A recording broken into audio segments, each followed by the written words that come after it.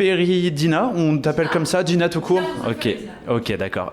Dina, du coup, toi tu es danseuse avant toute chose, spécialiste Just Dance, on pourrait le dire comme ça. Comment toi tu te présenterais?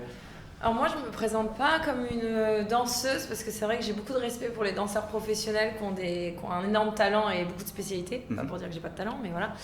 Pour moi je suis joueuse professionnelle de Just Dance. Voilà.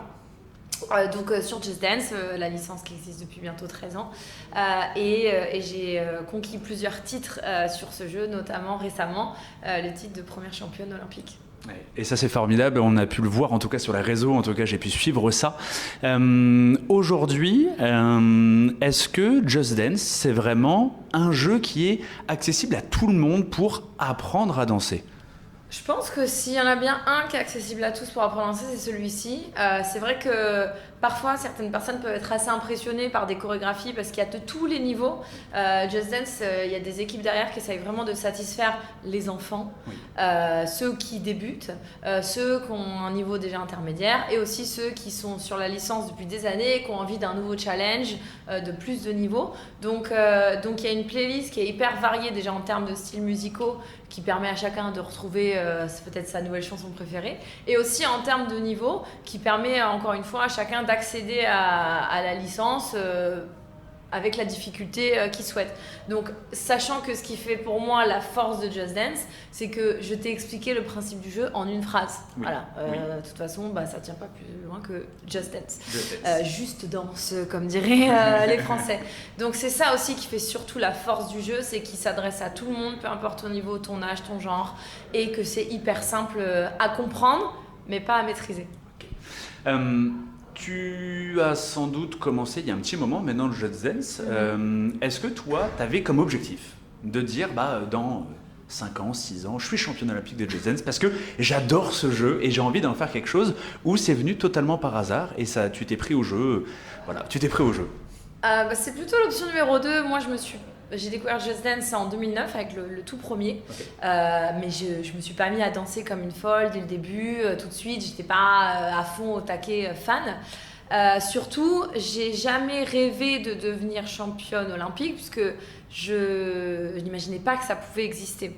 Faut savoir que là, le CIO a fini par se lancer et créer cette compétition, les Olympic eSport Series, sur 11 jeux. Mais pendant des années et des années, c'était en discussion, ça va arriver, ça va pas arriver. Moi, je me rappelle très très bien, j'ai un souvenir où je suis en vacances, où ça parle de ça à la radio, l'e-sport, tu sais, l'e-sport, tout le monde en parle.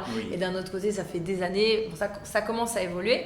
Et le CIO était une des dernières instances auxquelles on pense, parce qu'une grande instance, qui s'était pas vraiment lancée sur le sujet. Donc moi, dans ma tête, je me dis, mais t'imagines, si un jour on me demande de faire les Jeux Olympiques. Enfin, je pensais vraiment pas que ça allait arriver. Donc, je ne sais plus quelle était ta question, mais je ne pensais pas. Non, je n'y ai jamais rêvé parce que je pensais même pas que c'était possible. D'où le titre de mon livre que j'ai sorti. Alors, pour le coup, avant les Jeux Olympiques, mais qui s'appelait déjà Just Dance au-delà de mes rêves. Parce que c'était pas mon premier titre, c'était mon premier titre olympique, mais pas sur Just Dance. Et on sait jamais où ça va nous emmener, tout ça. Tu as un rythme assez soutenu, tu fais beaucoup de conventions. Là, dernièrement, tu étais à la Paris Games Week. Est-ce que, entre toutes ces conventions, tu as encore le temps de t'entraîner ou jouer juste pour le plaisir? De m'entraîner, oui, je l'ai pris, il faut le prendre. Tu peux pas aller aux Jeux Olympiques et te dire je vais flex ça va le faire. Non. Donc oui, je fais énormément d'événements, mais après, comme j'ai un rythme très soutenu depuis très longtemps, je le vis bien, tu vois. Je sors de 5 jours de Paris Games Week il n'y a même pas une semaine. Le lundi après, j'étais un peu KO. Le mardi, c'était reparti. Donc c'est aussi parce que c'est un peu comme ton cardio. Plus tu l'entraînes, plus il est entraîné, plus tu te remets vite. Après, c'est sûr que entre les événements et tous les vidéos que je fais sur YouTube, mes lives sur Twitch et tout ce qui tourne autour, les partenariats, etc., je n'ai plus le temps de jouer à Just Dance pour le plaisir. Et surtout, quand j'ai un peu de temps pour jouer à un jeu vidéo, je préfère jouer à autre chose. Voilà. Là, j'ai Super Mario Wonders qui m'attend depuis 2 semaines chez moi. J'ai pas eu le temps de l'ouvrir. Je suis un petit peu comme ça, mais j'espère bientôt pouvoir y jouer. Donc, je joue à d'autres jeux quand j'ai un peu de temps, parce que c'est vrai que je prends déjà énormément de plaisir. C'est pas parce que c'est mon métier que j'y prends plus du plaisir. Pour moi, faire mes vidéos, faire mes lives et surtout l'événementiel, c'est beaucoup la passion avant tout. J'aime vraiment, vraiment ça. Donc quand j'ai un peu de temps, je fais autre chose. Ouais, parce que c'est vrai qu'on te voit avoir une espèce de communion avec le public. C'est-à-dire que quand tu es sur scène, c'est pas forcé. On voit le plaisir que tu as à faire monter des enfants sur scène, des gens qui dansent avec un certain niveau, d'autres pas du tout. Et tu prends un plaisir de mêler tout ça à ton show, j'ai envie de dire. Est-ce que c'est vraiment une partie intégrante de toi de vouloir mêler le public à la scène ou c'est quelque chose d'imposé? Non, je suis contente que tu me dises ça, merci, je le prends vraiment comme un compliment parce que pour moi c'est mon show dans le sens où c'est moi qui le mets en place, on va dire, mais il m'appartient pas, il va être différent selon le public à chaque fois, donc mon but c'est vraiment d'impliquer les gens, à la fois ceux qui dansent bien comme tu l'as dit, aussi ceux qui dansent pas forcément très bien, on va être très honnête, hein, voilà. Mais on est tous pareils, voilà, on n'est pas bons sur tout, et le but c'est vraiment que les gens se posent pas de la question de savoir s'ils sont assez bons, mais qu'ils aient juste envie de se lancer et de s'amuser, de leur faire oublier ce qu'ils peuvent vivre au quotidien le reste de la semaine et de leur offrir une parenthèse qui va être fun, qui va être cool. Et pour moi, c'est vraiment là où j'ai gagné, c'est quand je vois que je les emmène avec moi, qui dansent ou qui dansent pas d'ailleurs, parce qu'il y a des fois des gens qui vont rester pendant 1 heure à regarder le show sans danser, mais qui vont prendre du plaisir. C'est vraiment quelque chose que j'essaye de faire, de peut-être trouver la bonne musique à mettre après pour les engager, ou le bon niveau. Voilà, j'essaye à chaque fois ça, et j'essaye de m'adapter au moment présent, parce que oui, l'important c'est de leur faire plaisir. Et moi, ça me fait plaisir de leur faire plaisir. Oui, bah oui, on le ressent. On a pu, avec Nico qui est en train de filmer, on a pu, sa 2e année qu'on vient, on a pu voir l'évolution. C'est-à-dire que typiquement, là c'est un peu une private joke, mais l'année dernière, on avait vu un enfant qui était sur scène et moi j'avais fait la réflexion Nico en disant putain, cet enfant-là, il danse super bien. Et cette année, on arrive, tu commences ton show, le même enfant revient et tu l'avais reconnu et tu as dit ah, toi c'est pas la première fois qu'on se voit. Je me suis dit bah, d'une année sur l'autre, tu arrives quand même à reconnaître les gens. Je pense que certains, peut-être parce qu'ils te marquent ou autre, ou je sais pas, mais est-ce que toi ça te fait plaisir de voir que les gens te suivent aussi et sont contents de danser avec toi? Parce que c'est pas jouer aux jeux vidéo, c'est danser avec toi sur des musiques qu'ils apprécient, sur des chorés qu'ils connaissent. C'est ça, pour eux tu vois que c'est important. Donc par exemple ici tu donnes l'exemple de ce petit garçon, lui il m'a suivi encore sur d'autres dates. Il m'a suivi un peu partout en France avec sa famille. Et du coup c'est vrai que moi j'admire le talent et pour te donner l'anecdote, un de ses rêves c'était de faire une vidéo avec moi. Donc un jour je l'ai invité à faire une vidéo avec moi. Vous pouvez aller voir sur la chaîne YouTube, c'est sur le titre Bring Me to Life de Evanescence. On a fait une chorégraphie ensemble. Et un autre exemple, on a des filles là qui étaient encore là ce matin, qui étaient déjà là hier, et en fait depuis l'année dernière elles sont devenues super fans et elles ont créé des comptes fans sur Instagram.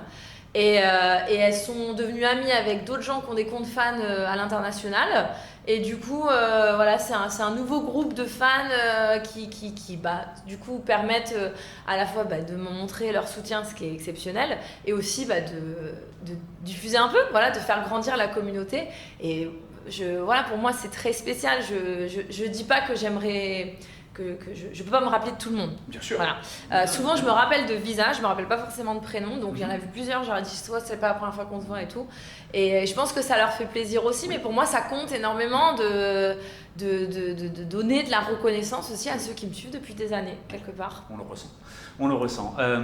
Pour parler de cet événement-là, typiquement sur Beauvais, l'année dernière, premier renouveau de la licence Retro Gaming Festival Beauvais.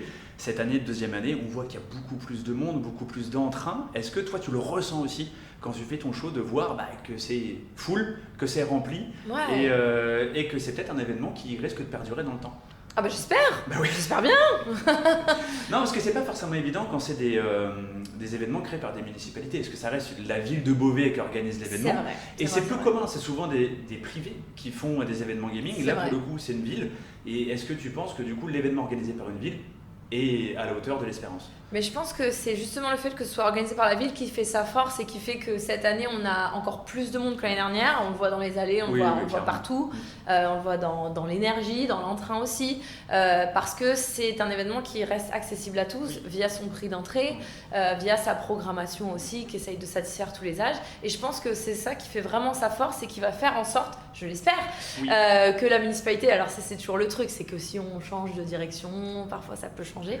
Mais on espère vraiment que ça va s'ancrer dans le futur parce que c'est un événement qui grandit. J'ai vu encore hier des gens qui sont venus me voir en dédicace qui m'ont dit On a entendu que c'était la deuxième année que vous étiez là, mais on savait même pas que ça existait l'année dernière. Et ils habitent à Beauvais. Ouais, comme quoi. Donc je pense que l'événement va encore pouvoir grandir, s'élargir. Il faut juste continuer à divertir le public qui fait l'effort de se déplacer. Je pense qu'on fait un bon travail là-dessus. Oui, pas que c'est pas moi, c'est toute ensemble, l'équipe, c'est un ensemble, voilà, et clairement. tous les invités. Pour 2024, l'année arrive à son terme, 2023. Est-ce que tu as des projets pour 2024 et quelle est ton envie? Alors, moi, du coup, j'ai décidé de finir 2023 en beauté. J'avais envie de commencer 2024 avec, je sais pas comment tu dis ça en français, un clear slate, une assiette propre. Une clear slate, Voilà, Ouais, you tu viens. got it, right. Ma chaîne YouTube est en anglais, donc c'est pour ça que j'ai très l'habitude de parler anglais. Et du coup, j'avais des projets qui me tenaient à cœur depuis très longtemps, et je me dis non, le 1er janvier, je veux repartir avec une tête et un esprit libre, parce qu'on sait jamais ce qui peut arriver. Moi, les Jeux Olympiques, j'ai été invitée au mois d'avril pour le mois de juin, donc il fallait que je sois prête, tu vois. Ouais, Donc j'ai lancé le mois dernier mon merchandising. Voilà, vous pouvez me voir avec le pull. Il y a des pulls, il y a des gourdes, il y a des tasses, des nouveaux items qui vont arriver en 2024, parce que le but c'est de faire un peu vivre la boutique et puis de donner aux fans qui ont envie d'avoir un souvenir, l'occasion d'acheter quelque chose et de nous soutenir. Donc ça. Et juste avant la fin de l'année, le 16 décembre, j'organise le Dinosaur Day numéro 2. Donc mes fans s'appellent les dinosaures, c'est pour ça. Okay. Et du coup, c'est un événement communautaire où il y a 50 les plus passionnés qui vont pouvoir venir passer une après-midi tous ensemble à Paris.